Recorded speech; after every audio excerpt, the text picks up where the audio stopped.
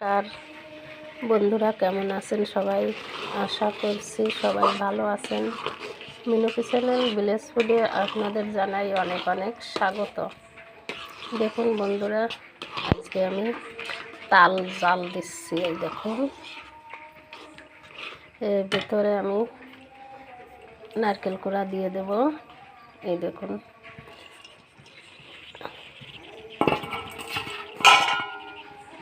আর দিয়ে দেব সামান্য অল্প একটু লবণ।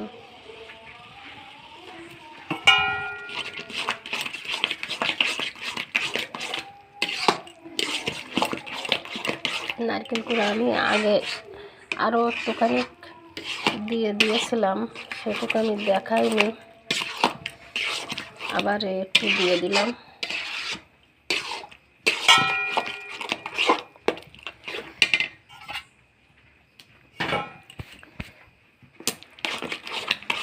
এইভাবে একভাবে এই আমটা নাড়তে হবে, না নাড়লে তলায় লেগে যাবে।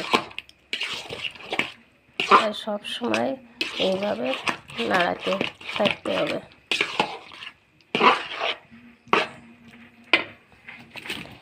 আর তাল জাল দিতে দিলে অনেক সময় লাগে, আস্তে আস্তে অল্প জালে অনেকক্ষণ ধরে জাল দিতে হয়। এই তালটা এই অসময় জাল দিচ্ছে। এই দেখুন বন্ধুরা, এই তাল ছেঁকে আমি ফ্রিজে রেখে দিই, তাই অসময় জাল দিয়ে খাওয়া যায়। অসময় তো যে কোনো জিনিস একটু মজাই লাগে বেশি। ফ্রিজে রাখা তো, যার জন্যে এই তালটা একটু কড়াইতে দেওয়ার সঙ্গে সঙ্গে একটু নরম হয়ে গেছে। এই দেখুন, আর এই তাল অনেকক্ষণ ধরে জাল দিতে দিতে শুকোতে হবে। তাল এক জাল দিয়ে শুকাই ফেলতে হয়, তা নাহলে তাল জালে ভালো লাগে না। দেখুন বন্ধুরা, তালটা আমার যত পাতলা মনে হচ্ছিল তার থেকে অনেকটা গাঢ় হয়ে আসছে। দেখুন, আর তাল কড়াইতে দেওয়ার সঙ্গে সঙ্গে, জাল দেওয়ার সঙ্গে সঙ্গে একটু পাতলা হয়ে যায়, তারপরে আস্তে আস্তে জাল দিতে দিতে সেটা শুকিয়ে আসে। আর কি দারুণ একটা চেহারা, দেখুন কত সুন্দর কালার, আর সেই রকম একটা সেন্ট বেরোচ্ছে। অসময়ের তাল তো খুব সুন্দর লাগছে সেন্টটা।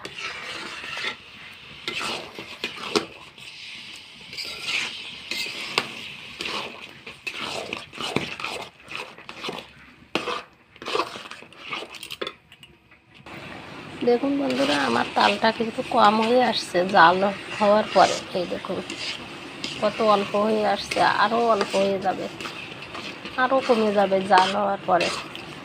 একদম শুকাই ফেলতে হবে। আর এই তালটা না এত মিষ্টি যে তালের ভিতর আর চিনি দিয়ে জাল দেওয়া লাগে না। অনেকে তো চিনি দিয়ে জাল দেয়, কিন্তু আমাদের এই তালটা খুব মিষ্টি। তা বন্ধুরা, আমার এই তাল জালটা কেমন লাগলো আপনারা কমেন্ট করে জানাবেন। কে কে খেতে পছন্দ করেন, আর ভালো লাগলে লাইক শেয়ার করে দেবেন। আর নতুন নতুন ভিডিও পেতে আমার ফেসবুক পেজটা ফলো করবেন, ইউটিউব চ্যানেলটি সাবস্ক্রাইব করে দেবেন। তা আজকে এই পর্যন্ত, সবাইকে নমস্কার।